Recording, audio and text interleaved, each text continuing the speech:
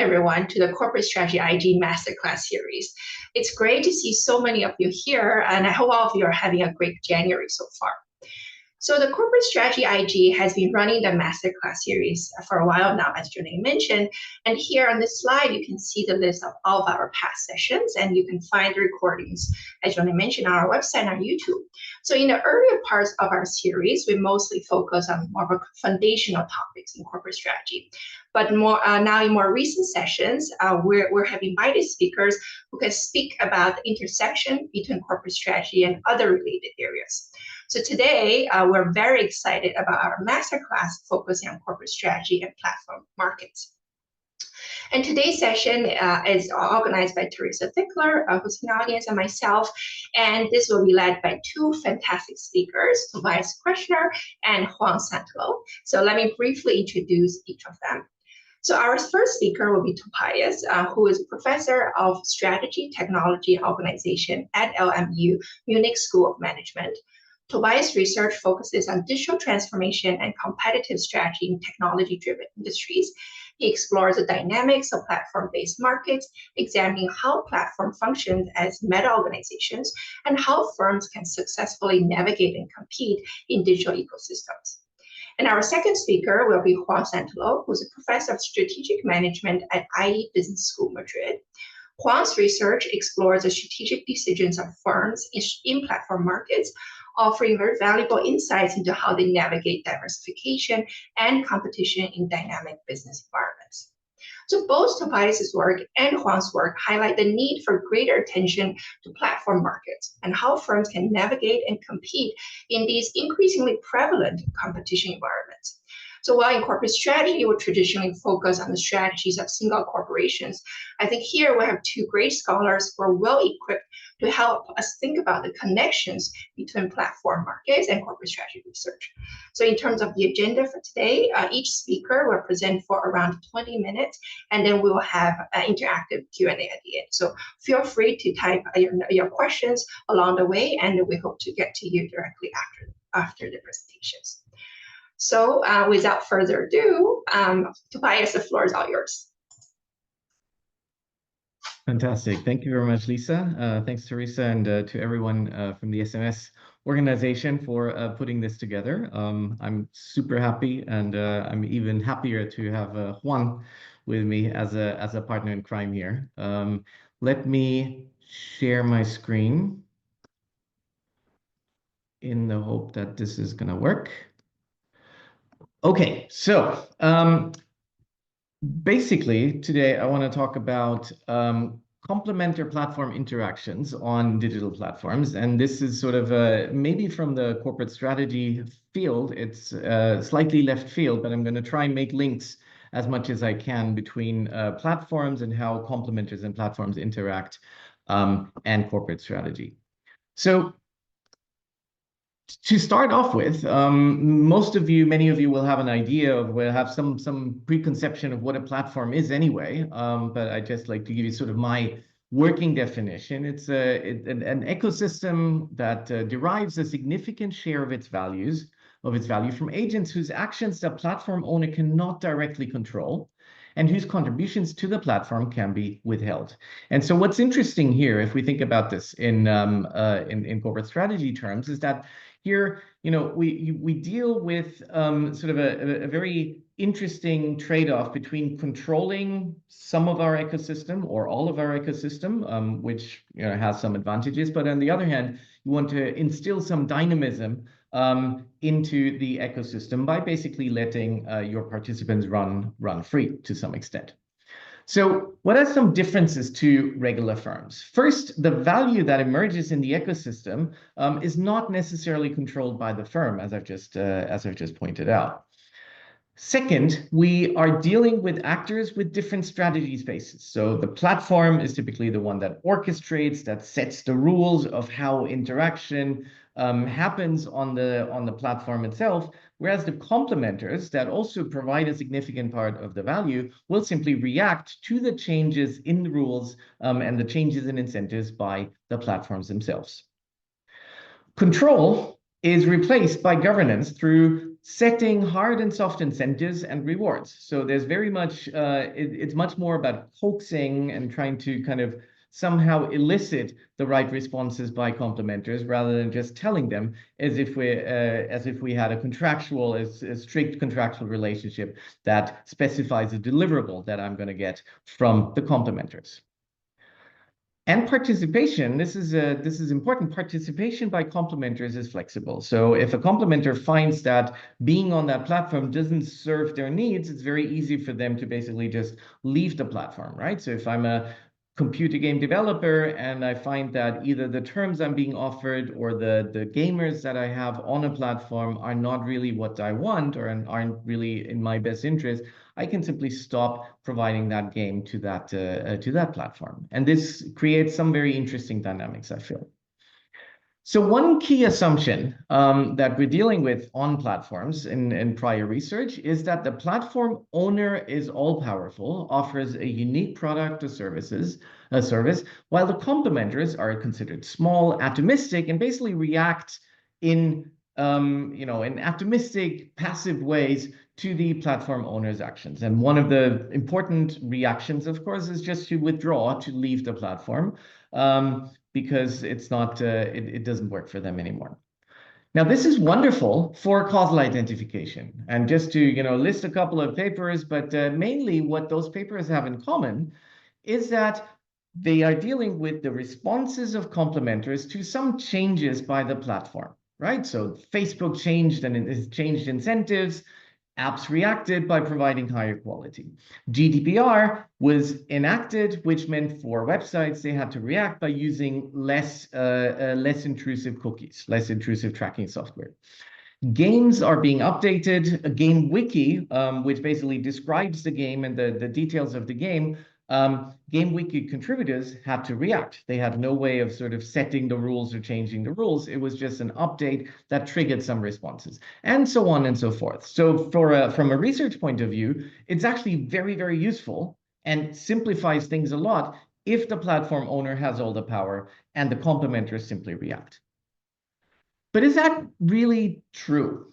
So if we think of Upwork, one of the largest online labor markets, by now, 10% and more of transactions occur via agencies. And these agencies basically pool together freelancers, independent small freelancers. They pool them together and basically negotiate on behalf of them with clients. They will put together larger teams for projects and therefore have a different market position, a stronger market position than if you're just an individual freelancer. Epic Games of Fortnite fame have launched their own app store, right? So what was previously the remit of Apple and Android with their own game stores or their own app stores has now gotten competition by what used to be just a complementer, namely Epic producing games. They now have launched their own app store. People can download games, people can make in-app purchases, and so on.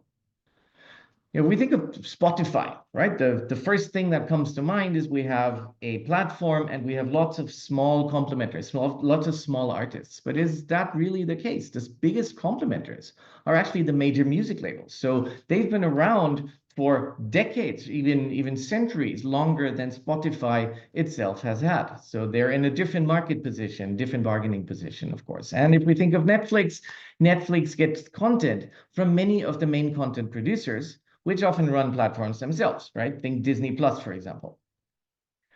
So what does that then mean for the interactions between complementer and platform?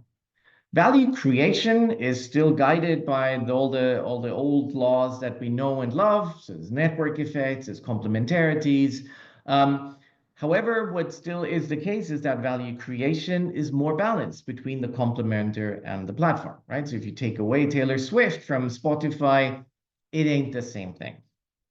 A portfolio of complements may have value in and of itself, right? So if the value of the complement of the platform really lives from the fact that I can listen to Taylor Swift one day, I can listen to artists like Taylor Swift another day, and I can listen to Rammstein the third day, right? So that basically means that the portfolio and the option value may have value in and of itself. Value capture emerges as a result of a bargaining process, not as we used to have it on platforms via take it or leave it offers, right? So until recently, platforms basically imposed homogeneous conditions on all the complementors, right? So we all know about the Apple tax, where 30% of every dollar that was being transacted via the Apple App Store went to Apple or was kept by Apple, right? So that was the common deal. Now there's rising pressure to strike deals and to introduce some tier structure of sorts, right? Upwork has recently introduced that by having lower commissions the more a freelancer has transacted with a single client. On Apple, there's now a tiered system and so on and so forth. So it's not now a take it or leave it offer, but rather a bargaining process that determines the degree of value capture between platform and complementary. So one way to think about this would be via a Nash bargaining approach. And that's not, I'm not going to go off and start doing complex algebra right now, but it's a very good organizing framework, I feel. So the Nash bargaining framework gives us basically determinants of the bargaining results between two agents, right? So that's what the Nash bargaining solution looks like. We have the value that's being appropriated, or the value that goes to firm A, the value that goes through to firm B, and that depends on three factors here.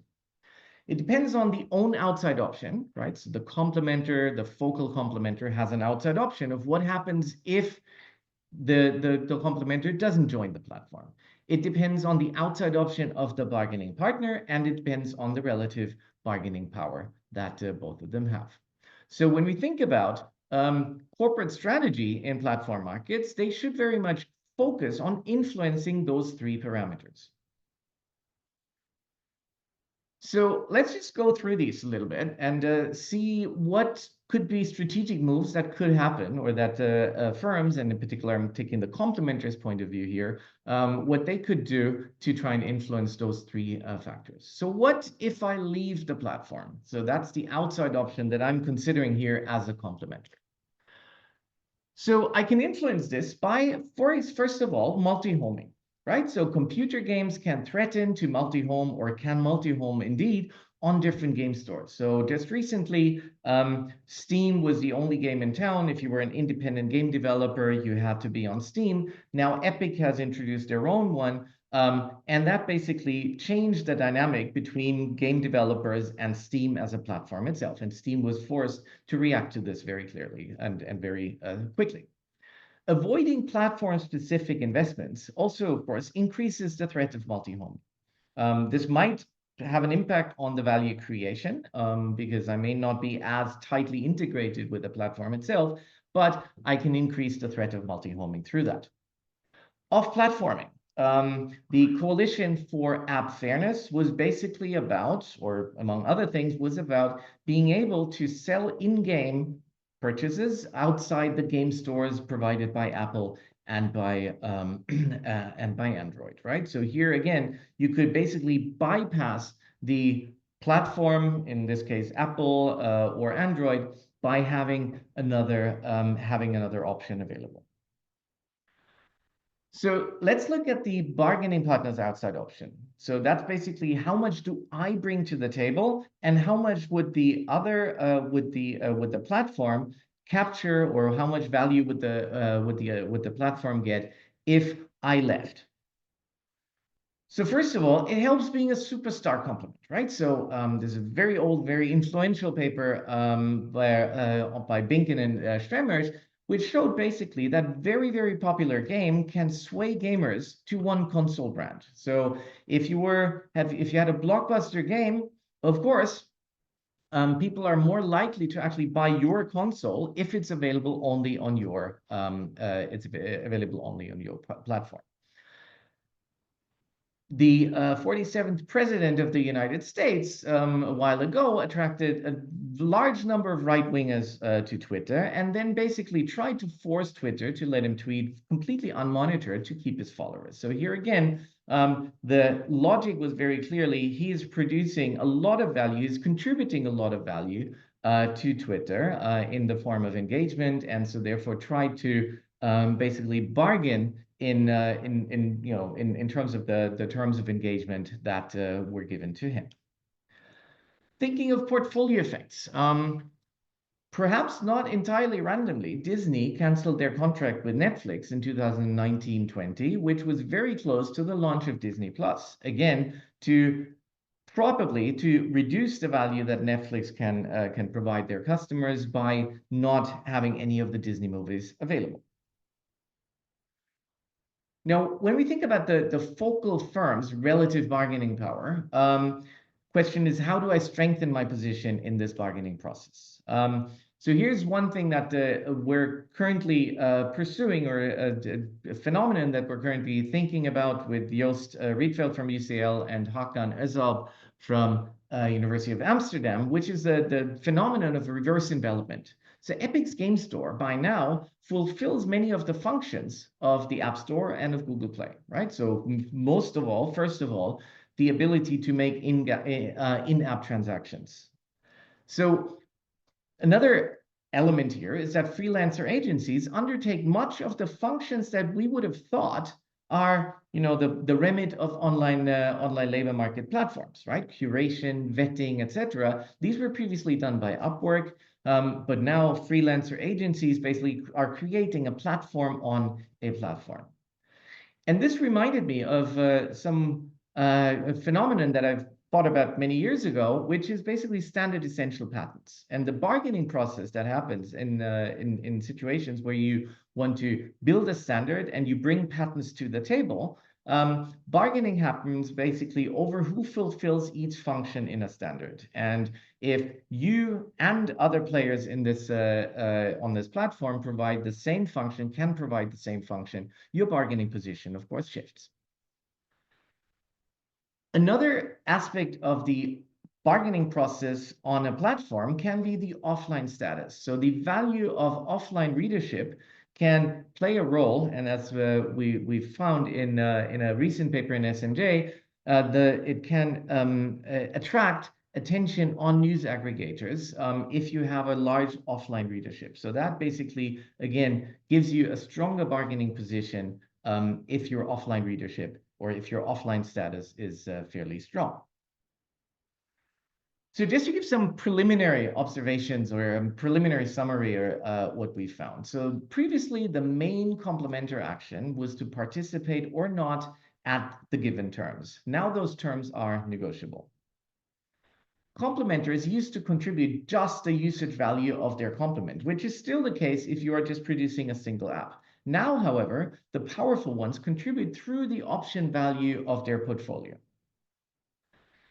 Many platforms, as I mentioned before, imposed uniform terms on all the complementors. Now we observe heterogeneous outcomes, right? So some app developers, some complementors are different from others and are treated differently. And life used to start with joining the platform, but by now, pre-platform history may matter in terms of the bargaining outcomes that they can get.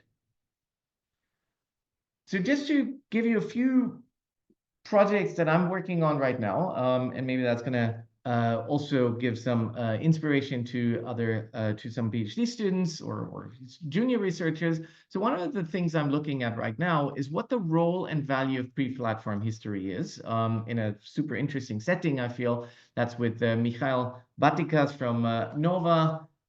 We look at the dark web. So we look basically at drug dealers, online drug dealers, and the shutdown of Silk Road 2, where sellers were forced to migrate onto other illegal platforms. And we basically can track the history, both in terms of the transactions and in terms of the reputation that they've built up, and how this translates into outcomes on new platforms.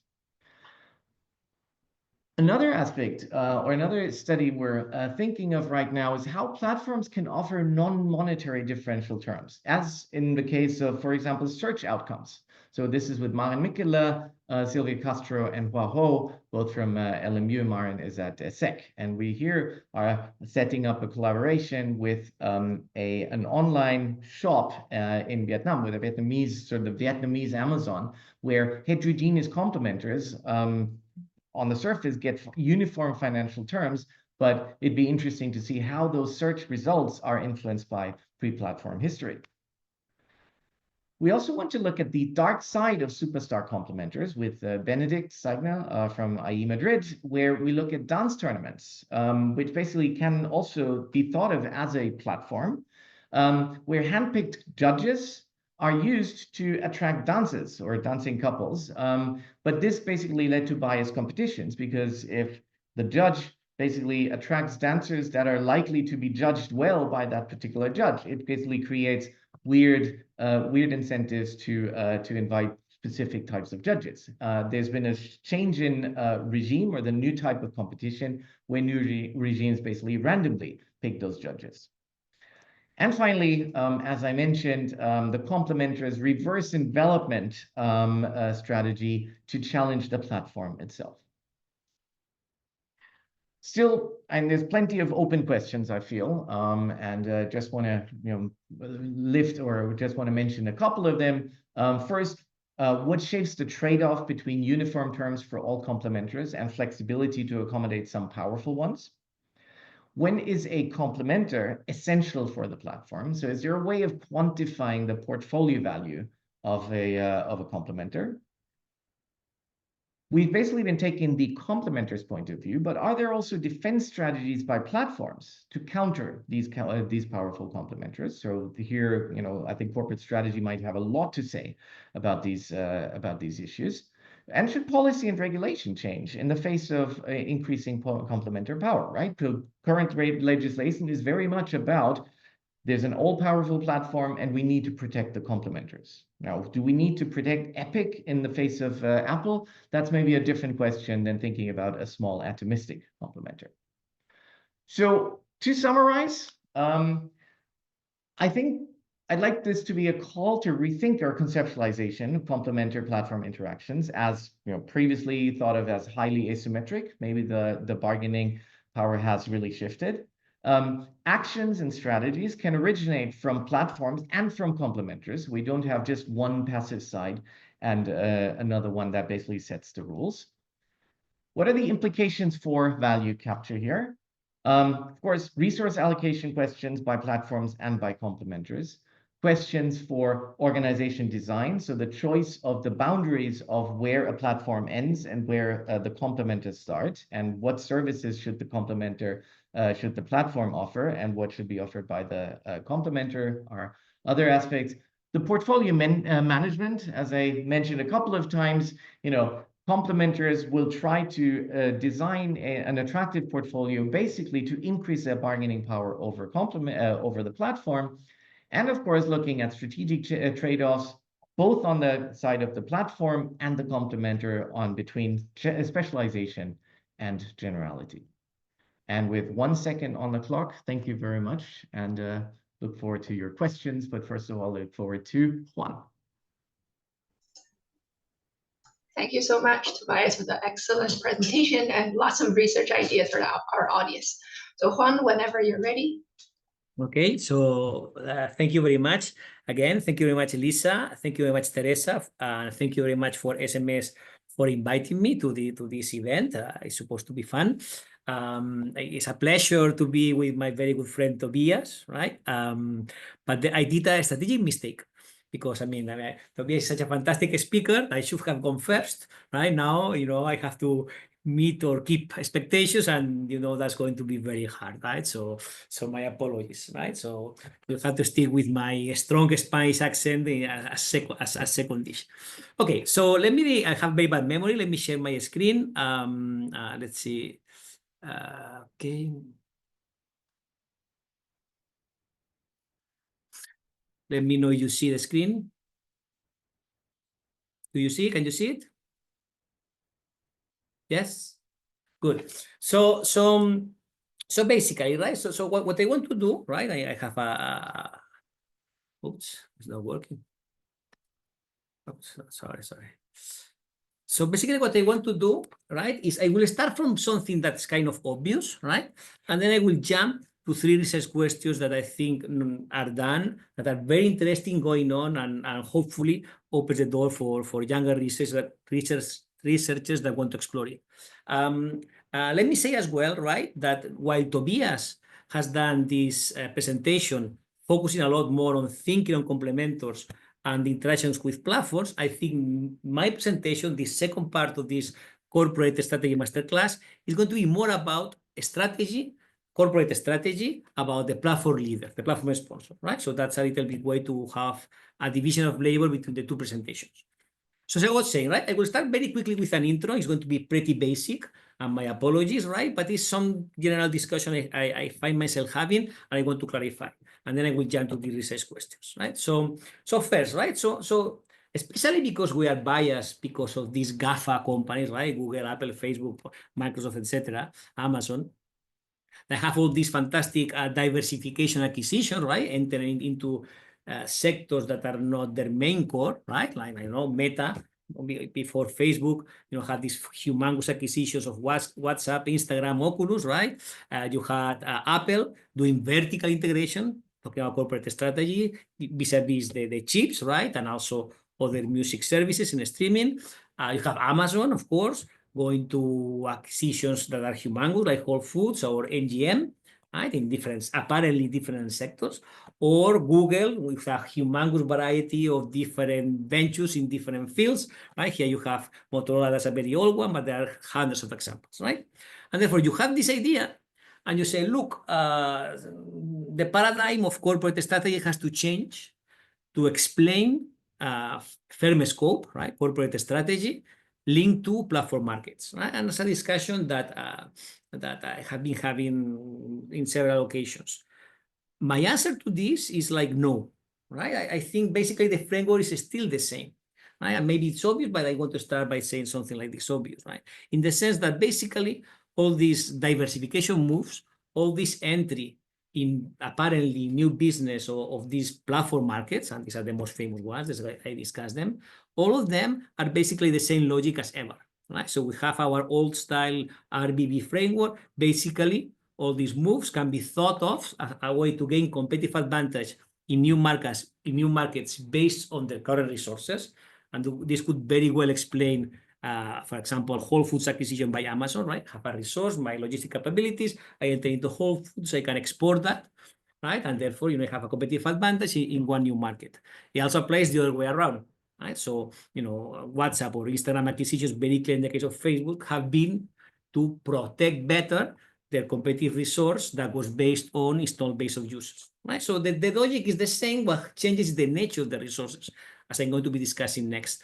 Also, I want to forget, there are other acquisitions, and many of the ones of Google, in my opinion, fall into this particular category, that what happens is it's basically standard agency problems, right? I'm old enough, right? So when I started teaching corporate strategy 20 years ago, right, one of my favorite cases was the one of Vivendi, that I guess, right, that Tobias, because he's my generation, remembers, right? So that's a clear example of a water utility company in France, in that particular case. Water utility companies have this fantastic characteristic. They are local monopolies. They have no competition, and that's a predictable source of free cash flow for several years. And basically what these companies did in France, but also in Spain, right, although it's a less well-known case, what these companies used to do, right, is like in the 90s, enter into these adventures of unrelated diversification strategies. The case of Vivendi was worldwide known because they acquired a Universal, the movie studio from LA, from Hollywood, and this ended up in a complete disaster, right?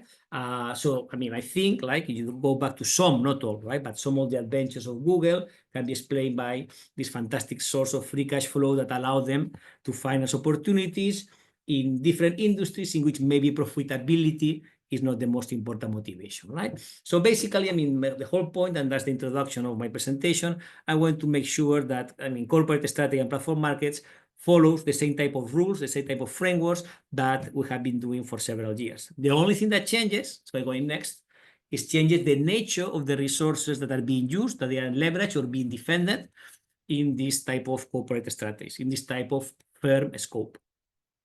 And basically, right, or my understanding, what's different is the relevance of two, right? And that's one linked to demand scale economics or network externalities, and it's variations about the importance of a installed base of, can be users, can be consumers, can be developers, can be third parties, right? So multi-sided platforms have different sort of sites, as Tobias explained.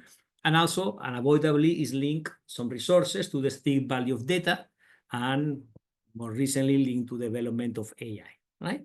And but that's what it means, right? So same logic as always, same RBD framework with different resources, at least in my opinion. Now, what I want to discuss is some very cool research that I think is being done and open research questions linked with this perspective. One, right, as you have it here, if you don't understand my Spanish accent, right, that's the reason I'm writing too much in the slides. So one is basically the implication of the boundaries of network externalities. And that's basically research done very cool by colleagues. I will mention in a few minutes. Then I will explain some time, right, a substantial amount of time, given the 20 minutes, about the implications for corporate strategy and platform markets of new regulations coming in, focusing especially in Europe. Right? And then the third one, I want to discuss some research of mine. I will talk about my book, in which I think we are doing very cool research with some co-authors about the implications of platform markets, not in the same platform market, but in adjacent industries that are using the platforms. And that's going to be it, basically, right? So let me go one by one. Right, so the boundaries network externalities, right? So sometimes, right, we tend to think that network externalities justify you can enter into any market you feel like, because the more the markets you enter, the more data you have, the more users you have, their network externalities, boom, you win, right? So you reinforce your competitive advantage. And there's very cool research. I want to cite at least two branches that put some limits into this, right? One is linked to work of Faronato and co-authors that put some limits in the importance of the network externalities. One is relatively recent, 2024, I think management science. The other one is a little bit dated, but only 3 years ago. And the first one, right, so Faronato and co-authors, what they show, right, they study the merge of two different platforms that are linked to pet sitting services, right? And they are able to have a very cool model and very well identified. And basically, my reading, right, and I'm simplifying for the purpose of this masterclass, is like, network effects once you merge two platforms with two different sets of users are not that large, right? So meaning, yes, you're going to have more people offering pet services, more pets that need to be serviced, more owners of pets, but, the efficiency, how well the platform works doesn't increase dramatically, even if the size of both sides has increased, right? So, network externalities, they have some limits. Once you get to a minimum size, there is not extra gain. Along similar lines, right? That's the second paper, Cullen and Faronato 2021. They studied this in the different contexts of TaskRabbit, so manual tasks being assigned, so supply and demand of tasks. This company, I think, was later acquired. I think it was by IKEA, if I remember correctly. But basically, in this particular context, these authors have a very cool way to see at what point there are what we call network externalities, so demand-side scale economies. And they have this very simple equation, right? So the number of matches has to be a function of the number of tasks and the number of offers for these tasks, right? And you go apply basic economics, and we're going to have increasing returns to scale as a proxy for the importance of network externalities. You're going to have this when, alpha plus beta, the coefficients of both tasks and offers, are bigger than 1. Right? And mathematical is very easy to be seen. I don't want to go into the details, but just take my word, but I think it's straightforward. You remember basic micro courses, right? And what they find is not the case, right? So you double task and offers. This doesn't mean the number of matches more than doubles, right? And this happens when alpha plus beta is not bigger than 1. Right? So there are some limits to this argument. Network externalities justifies just acquiring users or in both sides to get more data or whatever, right? So that's one type of work that puts some limits. Linked to this, right, there's a very nice work of Maggie Zhu and David Chang, right? I will cite two of his recent papers, in which they do this very cool interaction between resource deployment and platform markets. And I want to mention this. They had this idea, let me explain you, in 30 seconds, in which what happens, right, with these third parties, these complementors that Tobias was mentioning are multi-homing, right? And therefore, what this happens when you enter into a diversification move. And in particular, in this paper, what they study is what happened with Uber, right? Enters into Uber Eats, right? That's an increase of the platform scope. If you take the standard redeployment literature, in which you redeploy non-scale-free resources, Levinthal and Wu, what should happen, Uber Eats receive all these non-scale-free resources from Uber rides, if you want to call it like this. and therefore have better performance, you're making more money, you're growing, etc. But, the redeployment resources affects negatively the other side of the business, right? That would be the standard Levitan and Wood type of argument. What they find is on top of this, right? This affects negatively competitors of the platform, right? And this affects negatively Lyft in a particular case.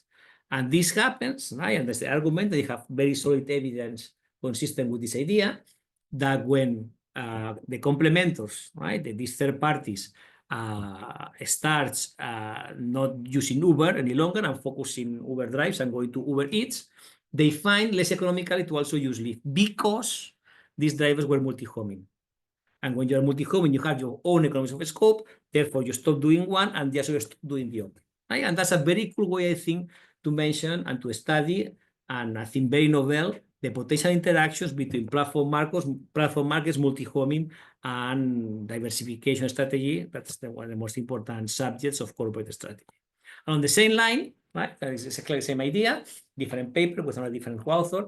They study what happens, again, when drivers multi-home with Uber and Lyft, and there is, some gatekeeping restrictions with Uber, right, based on drivers. Say, look, you cannot take these drivers any longer because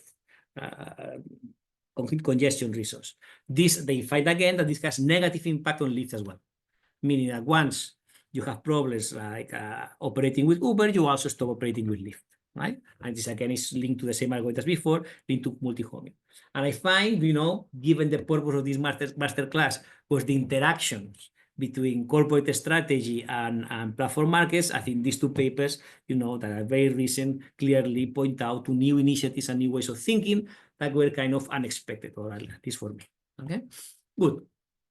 Now, the next thing I want to see, right, and that's unavoidably when we talk about platform markets, there is a humongous change in regulations. In particular, as I'm in Europe, I want to discuss the Digital Markets Act. This is the initiative that if you're European, I guess you are very well aware. If you are not European, you think these Europeans are crazy, and you are probably right. Right? So I have kind of a critical view of the DMA, and I've written about it. But let me talk about the implications about these new regulations of platform markets for corporate strategy. Right? I think it has implications both for horizontal diversification and vertical integration. Now, let me explain with not all of this, I guess with some examples. Now, for non-Europeans, right? What does the DMA? So the DMA basically is the regulation that was approved, I think, 2022, but is now being implemented, right? It was a process of implementation. And the most important thing that they do is they sign what they call gatekeepers, right? So what are gatekeepers? And you have to satisfy some conditions. Gatekeepers are, to simplify, are platforms, right? So they are providing core platform services. And they have to be large. What does it mean large? So they mean that this particular product, this particular core platform services have a minimum revenue, I think it's 7.5 billion, you have in the slides, or additionally a market cap that's large, more than 75 billion. And the third condition is that there is a large number of end users and a large number of business users, right? Now, of course, who are the gatekeepers? I mean, if you look at the slide you have in here that I stole from Brussels, right? From the Commission, are the usual suspects, right? Alphabet, Amazon, Apple, ByteDance, Meta, Microsoft. Also Booking, right? So Booking, this platform linked to hotel services, is also in here. So what happens? And something to keep in mind is going to be important for my next discussion. Like what is defined a gatekeeper is not the company per se, it's the product, right? So you look inside these boxes, for example, in intermediation, you have the App Store. So the App Store has been a gatekeeper that satisfies all these conditions. If you look on the boxes on the right, operating system, you also have iOS. So iOS, the operating system of Apple, is another gatekeeper. And there are other things or products in which they are not gatekeeper Apple. So that doesn't mean that all products of Apple or all products of Booking or all products of Amazon automatically are gatekeepers. Okay, so yeah, just to keep in mind, and this is going to be important in my discussion. Now, what happens? So this, once you are a gatekeeper, you're restricted, right? And that's the importance of the regulation. So once you are a platform that has been a gatekeeper, you have several restrictions. I will not go over all of them, but I want to discuss them because, I mean, as researchers, this regulation being in place in Europe opens a fantastic way to do our diff in diffs that we love so much, to compare what's going on in Europe vis-a-vis the rest of the world. It can be US, China, etc. Right? Hoping as well, right, that we don't have such as the Brussels effects that Tobias, right, my friend in crime, identifying his paper with GDPR, right? So that's something, assuming there's different in different stages, you have this impact. Now, very quickly, right, because I'm running out of time, I have many things to discuss. First, about interoperability, right? So interoperability basically means, and it's a big battle you're following the press, that in the case of IOs, right, as design as gatekeeper, you are forced to be interoperable, meaning you have to give access to everybody to your core services. Automatically, this has meant that other players, in this case Meta, right, that has their own ambitions in hardware, is asking Apple to give them free access to the install base of users so that developers can make everything fully compatible with their own platform. Right? Say, look, but then you can be thinking, then can be the other way around, right? So you can ask Facebook to completely be interoperable, but it doesn't quite look like this, right? Because, I mean, you look at the products that Facebook has, some are gatekeepers, some are not. And in particular, the glasses are not gatekeepers, and therefore they can ask this asymmetry of interactions, right? So a standard implication of this, because only applies to Europe and not in the rest of the world, I think is very interesting as linked to this strategy of diversification with platform markets entering into different markets. Data restrictions, and this was in the press, right? So basically data restrictions, you cannot share data with the core service from anything else, and this puts huge problems for the use of AI. And again, you know, this has an impact in Europe, doesn't have an impact necessarily in other places of the world. So there has been this announcement both for Meta and for Apple, they are not going to develop AI products just in Europe. And here just, you know, the opening question, if I was a young PhD student, is a fantastic framework to study the implications with a very nice control group. Right? I think I have about 1 minute left, right? There are other restrictions, right? Some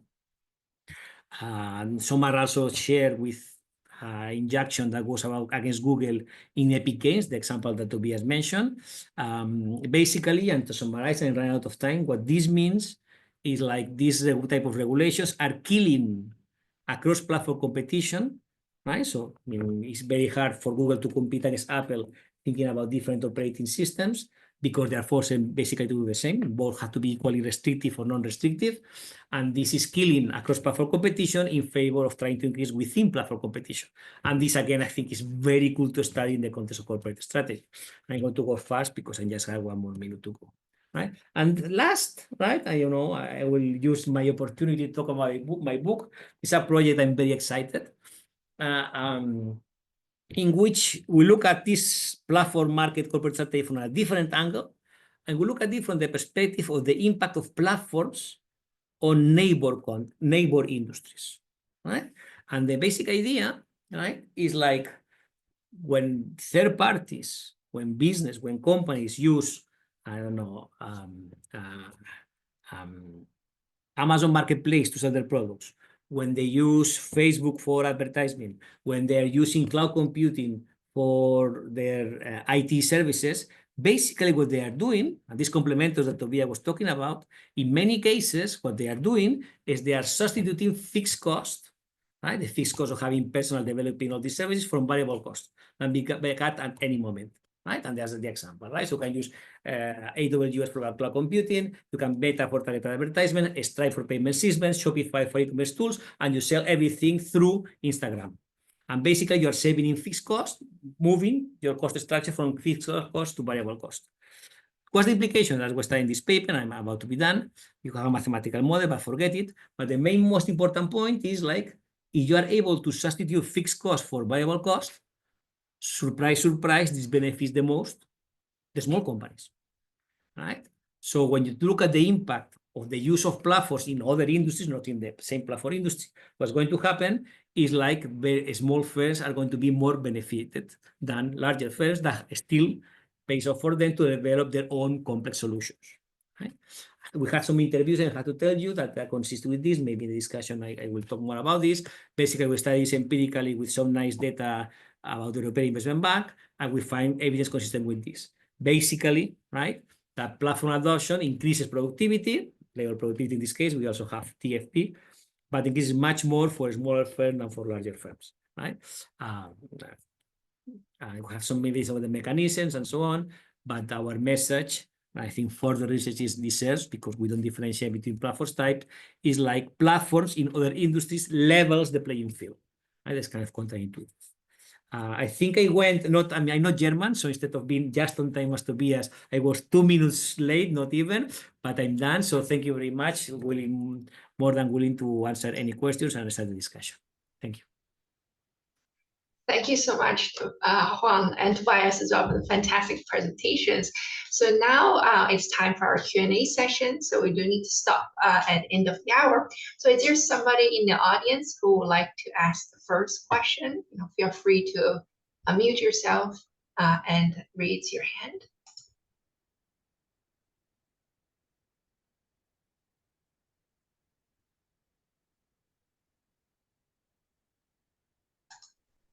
Or also feel free to type your questions into the chat if that works more easily. Okay, yeah, there are 2 questions in the Q&A. I see. One on slide. I think we're sorting. So the first question is by Ronald Willis. So maybe I'll read this out for everyone. So is an ecosystem the best metaphor for this? Biological ecosystem, the platform is the environment and has no agency or power at all. The focus is the agents and their interactions with each other and the environment. Game theory struggles to explain the complexity of human interactions and markets, but works well with animals and plants in real ecosystems. Would a better approach for platforms and complementors come from a CAS approach with agent-based models in which emergent properties can occur naturally? So, Tobias, Juan, either of you would like to take this question? Yeah, let me start briefly responding to this. So the way I think about ecosystems, or I make a distinction between ecosystems and platform ecosystems, and I think you're completely right in saying that ecosystems will be mainly by bound together by some infrastructure, but the infrastructure itself doesn't have much of an agency or gets to set the rules, whereas in a platform ecosystem you have players with different strategy spaces and different degrees of power. So I'm absolutely with you there. I think that if we think about this from a more empirical point of view, I think the fact that you have a large number of players in an ecosystem that basically respond to the actions of the one actor with with agency and with the power to set rules, I think it's very appealing. I think that your suggestion of using agent-based models in which you get some more emerging properties is a good one, especially if, sort of as I tried to say in my talk, if the relationship between complementer and platform is changing in some ways, right? So you can now negotiate. Actions will come from several parties. So I think there's going to be a flurry of new approaches rather than sort of the somewhat simplified game theoretic approaches from economics on platform models, or the empirical, very convenient approaches that will basically look at the impacts of one type of actor on the other.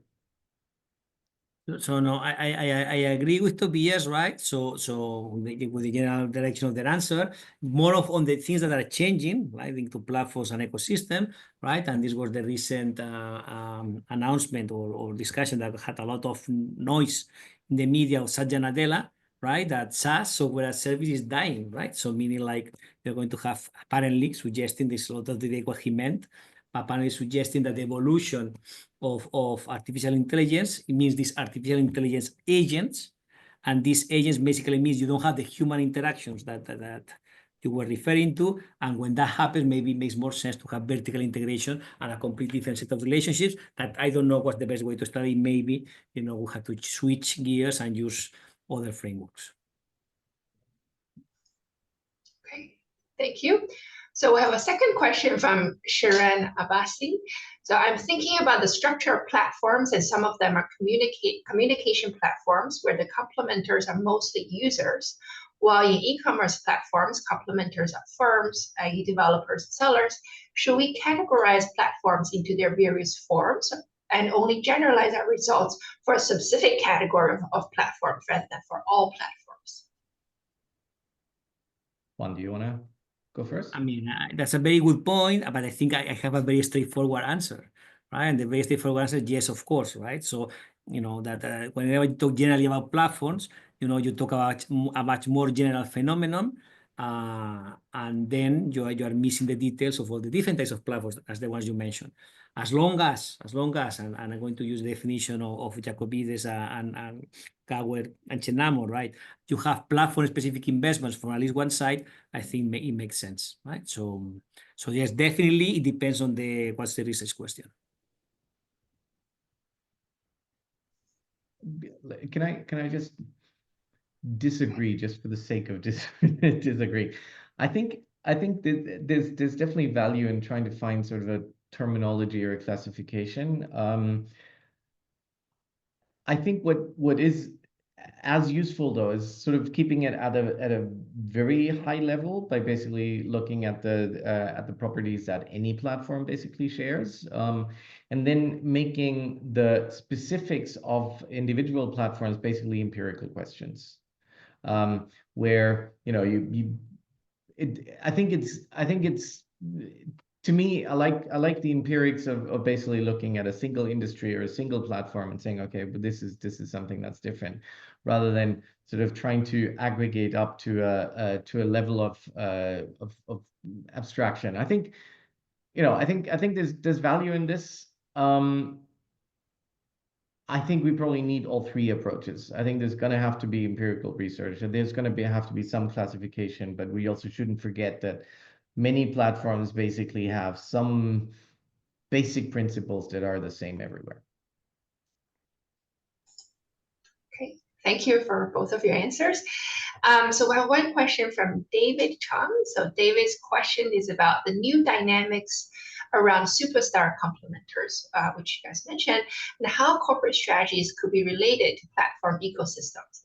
If the relationship between platforms and complementors are turning into a bargaining process, do you think we should import theories from the alliance literature, which classically examines a dyadic relationship and its bargaining process to platform markets? This is the point of Tobias, right, Tobias? I love this. I think this is a great suggestion, or a great direction to take.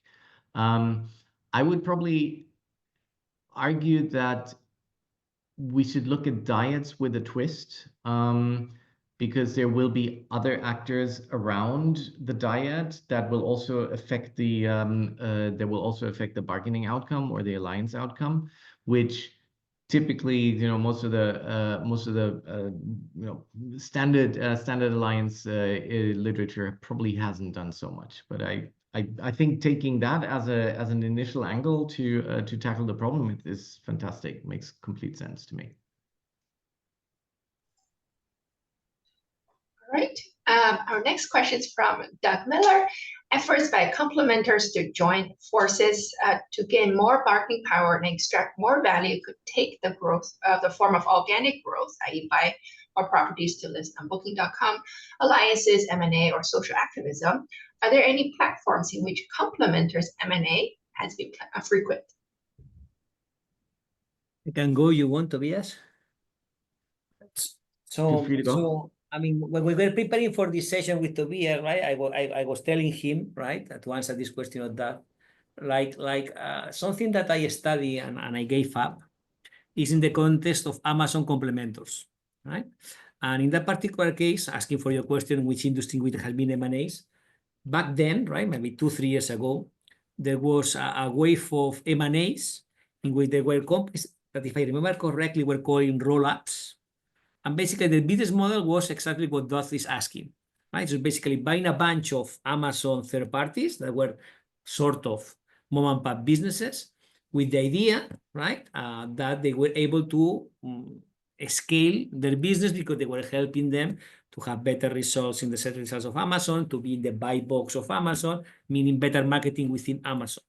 And therefore, the whole point, and it was not there, but it's linked to Tobias' very nice presentation, is like maybe, you know, once you're a complementor with a bigger size, you may have more bargaining, and therefore you can renegotiate instead of talking and accepting the general terms of Amazon Marketplace. Maybe you can have something different, right? So that's the industry I have in mind, and answering the question of that. Let me add very briefly to this. There's also a lot of acquisition activity in the video game industry where you have game publishers that basically keep on buying developer studios. And there's a lot of back and forth that goes on there. And I think part of this really is about trying to form an attractive portfolio that basically leads you or lets you have a stronger bargaining position with the platforms that you're operating on. Thank you. So I think we have time only for one more question, which is our last question from Javier Ajmano. So both speakers have talked about the issues of integration of platform companies into complementary offers. Do you think transaction cost economics is a good framing for this decision, or is it better to look at other factors such as efficiency or market power explanations of integration, such as double marginalization, exclusion, etc.? I mean, fast answer in the 30 seconds we have, right? For me, in the last paper I was presenting, we have this issue, right? And we don't call it transaction economics, right? We have a derivation of this is market frictions, but are twin brothers and sisters, and for us it was very useful to study the impact of platforms, meaning that there's a reduction in transaction cost, or do they make versus buy decision? I'd probably argue that it's going to be, in any case, it's going to be transaction cost economics with a twist. And so, Javier, you mentioned exclusion, and I think the threat of excluding someone from the platform is always there, and you can always use that as a chip in the bargaining game, even if there would be strong transaction cost reasons to have you on the platform, for example. Okay, thank you so much. Thank you so much again, Tobias and Juan, for a fantastic presentation, but also to our audience for these all fantastic questions as well. So I believe the SMS office is officially, this webinar is officially over. So thanks again, everybody, for attending, and of course, our participants and our panelists for your contribution to the corporate strategy IG group. So thanks a lot. Thank you very much. Thank you. Thanks a lot. Thanks.